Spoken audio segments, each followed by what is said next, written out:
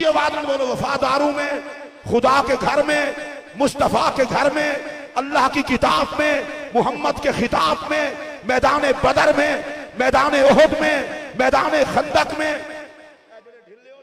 खुदा पूछे या अल्लाह जेड़ा अली अली ते ना बोले एदा हिसाब लवी ते जेड़ा अली अली ते बोले उन्होंने अली दे खाते पावी ते तुसी ते वैसे ही अली दी जमात आ ते फिर उच्ची बोलो। मैदान बदर में, मैदान ओहद में,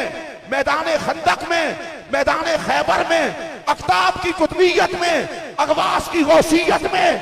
फुकहा की फकाहत में, वलियों की विलायत में, आलिम के इल्म में, मुकर्रर की तकरीर में, राइटर की तहरीर में दिल खोल के बोले आज हमारे अकीदे में, हमारी अकीदत में, हमारी तरीकत में, हमारी शरीयत में, हमारी निजात में, हमारी बख्शिश में, हमारी सिराते मुस्तकीम में, इस्लाम में, ईमान में, जन्नत में बता दो दुनिया को। दुनिया वालों